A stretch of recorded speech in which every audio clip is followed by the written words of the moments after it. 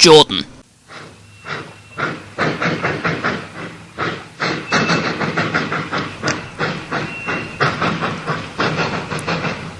A few days after Thomas's delivery to Oakham Road, the two new engines arrived.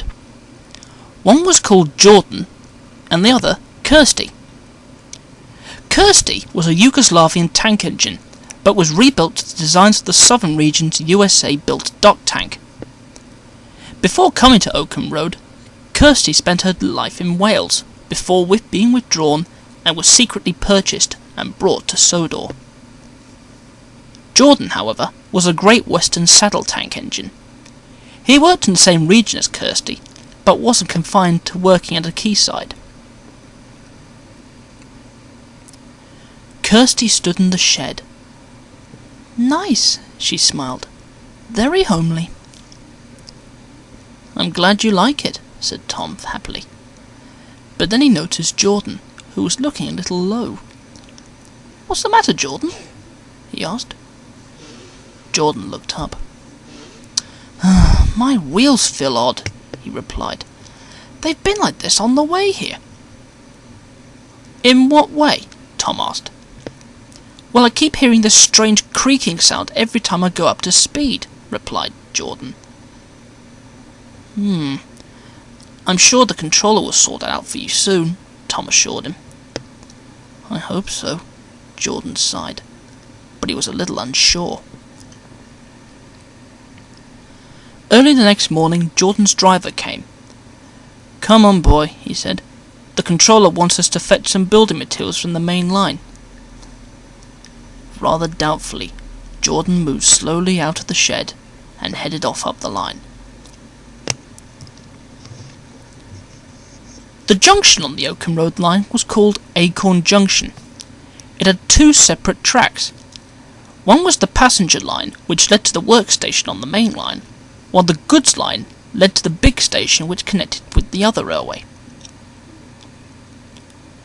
Jordon arrived at the junction, and the signalman diverted him onto the goods line. But as he rattled over the points, he heard his strange creaking sound. That doesn't quite sound right," his driver told the fireman. "We'll have to get Jordon to the works when we get back."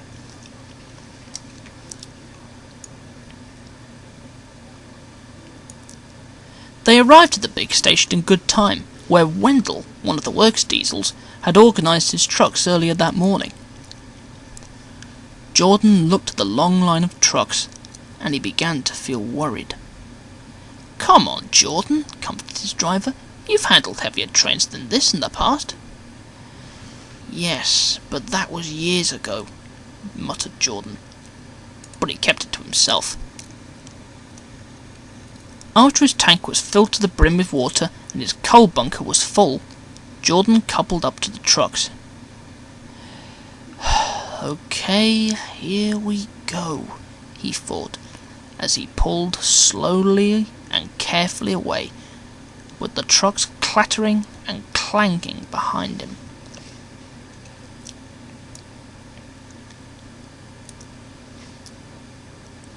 He was going well, and he rattled through the junction leading back onto the Oakham Road goods line. He was halfway through a cutting when he heard the strange creaking noise again. This time it was much louder, and then he began to feel something wrong with his wheels. "Something's wobbling," he told his driver, but as he spoke there was a loud, shearing crack. "Ugh!" he wailed and stopped, and he burst into a cloud of steam. His driver and fireman quickly put out his fire and examined him all over. But when the driver looked underneath, he stared in amazement. Jordon's middle axle had snapped and had jammed his wheels solid. "Good grief," said the fireman. "Now what do we do?" "Walk back up the line and tell the signalman to phone the yard," the driver replied. So the fireman walked back up the line, and he reached the nearest signal box. He told the signalman what had happened, and quickly he telephoned the yard at once. In no time, Kirsty arrived with some workmen, and they soon had a difficult problem in their hands. How were they going to unlock Jordon's jammed wheels to get him moving again? And to them, there was only one option left. Cut away Jordon's side rods and middle wheels. Jordon didn't like the sound of it at all.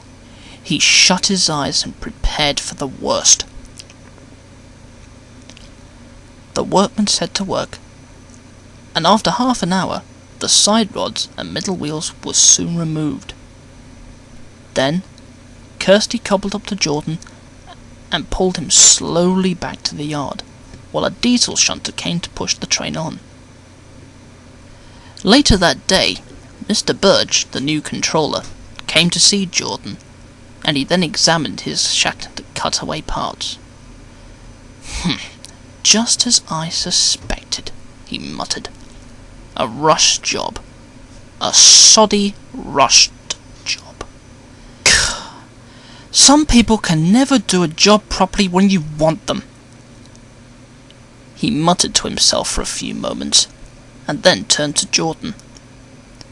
It wasn't your fault, he said at last.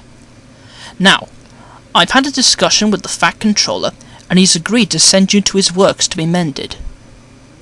But, he added, you may have to be put onto the waiting list, I'm afraid. You may need to await new parts from the mainland. I understand completely, sir, said Jordon sadly. The next day, he was towed to the works. But deep down, he wasn't sure he would ever work again.